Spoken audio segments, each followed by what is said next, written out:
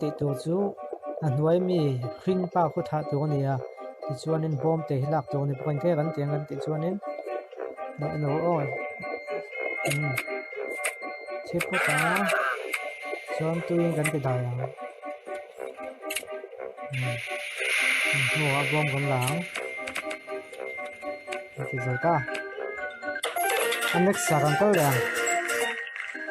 next sa chuan lal fanu hi chan chu tu ani anin rong rong la de kan chan chuang o dei phatang phata chuan hi kan hi chho thei dawa ba kan ti kan a fu don dawa tiang o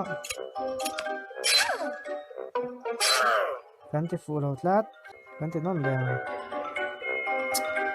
em leng hi tha phat tu ani dita kan san chuak thei ta e san chuak ta tu na to ta kan kal yang hei chu a hang lo tu ka nga yang ni ne o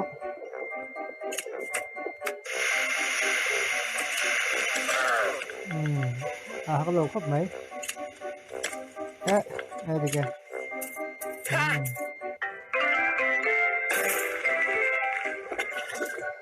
Hippo hello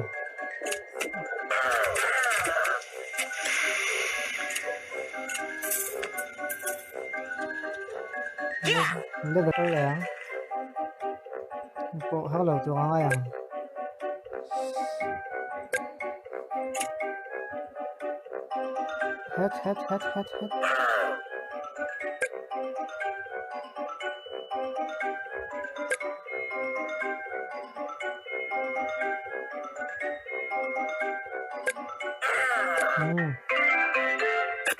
được rồi tới liền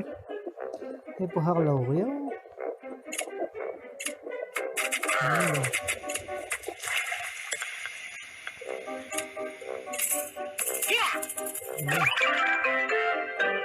phần chân xua lại tụi con này Hippo hello bắt đầu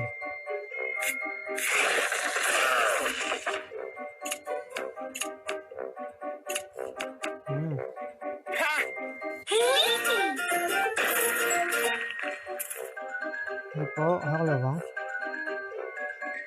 kalau nggak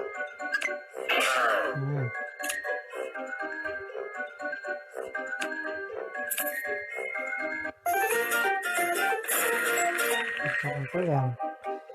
Hippo hello tụi con ai yang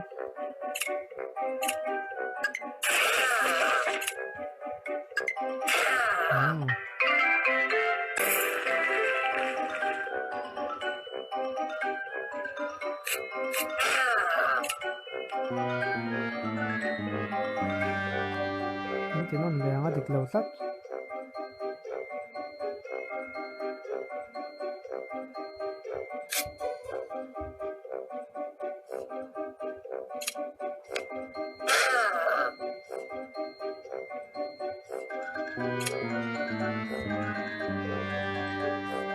được thay đâu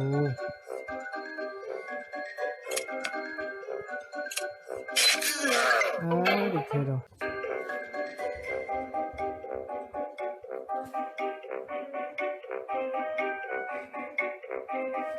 thế là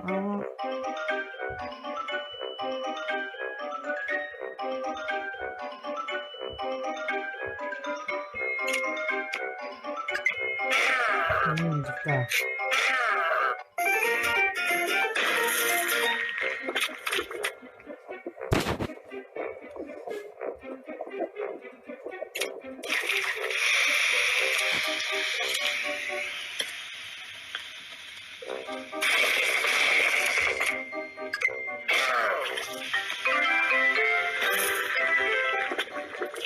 phần thân số ai lại ta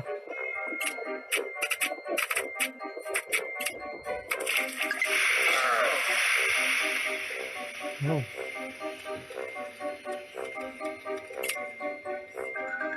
không sao chứ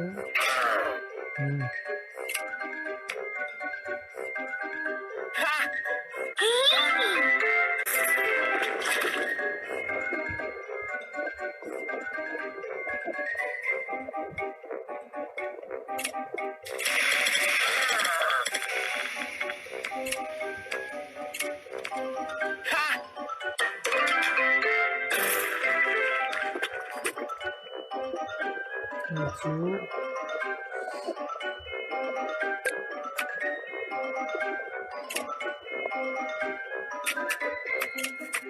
hết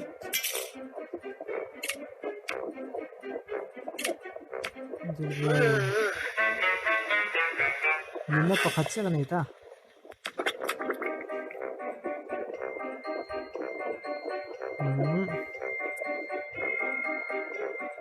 đó